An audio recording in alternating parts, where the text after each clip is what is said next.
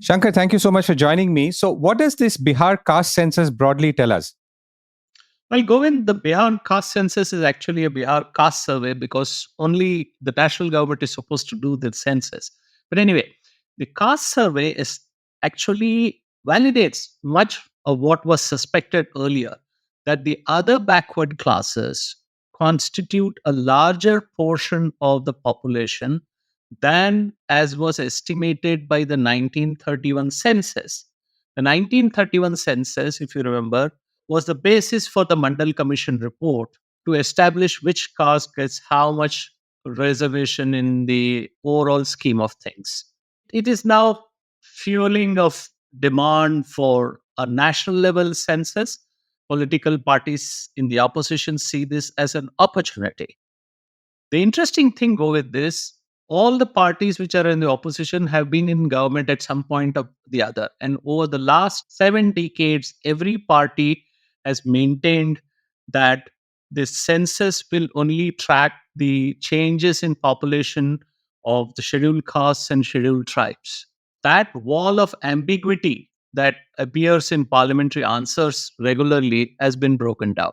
And what is the economic implication of this finding, Shankar? Bihar caste survey signals that there is a greater level of, I mean, it is a signal of a greater level of distress at the bottom of the pyramid, both the social and economic pyramid.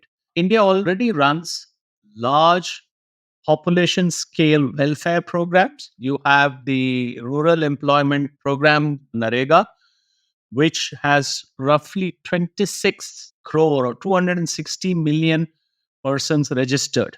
And that's a large number of people looking for employment role. The National Food Security Act feeds over 810 million people. That's a large scheme.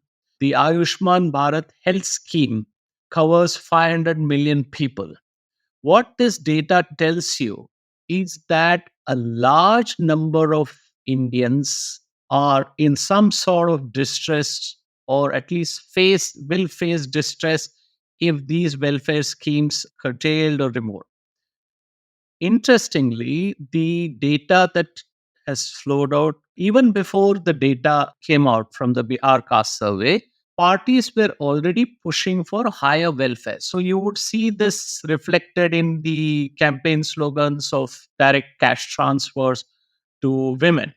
State governments are already doing targeted programs through the NPCI system. Like roughly, state governments have about registered 7,000 codes make the direct benefit transfer. What this will do is it will push for a greater devolution of what is collected in revenues towards welfare.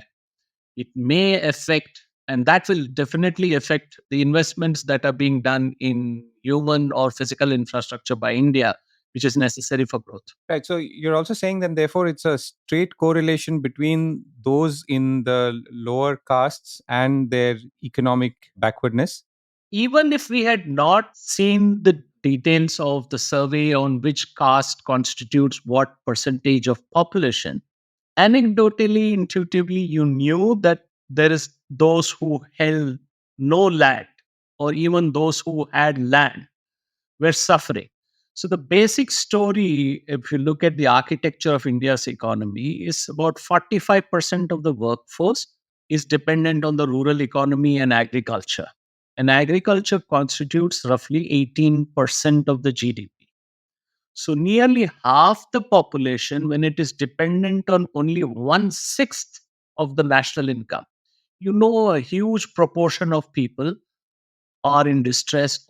Now, what this sort of establishes is that probably most of those people are in the grouping of the other backward classes. Remember that even those who are landed, who are not defined as backward or are defined as landed dominant classes, have been asking for reservations like the Marathas, the Jats, and the Kapos in Andhra Pradesh.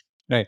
And last question, Shankar. So, this is Bihar and a survey, as you said. Could there be similar findings if such surveys were done in some of the other larger and populous states? Definitely signals the trend.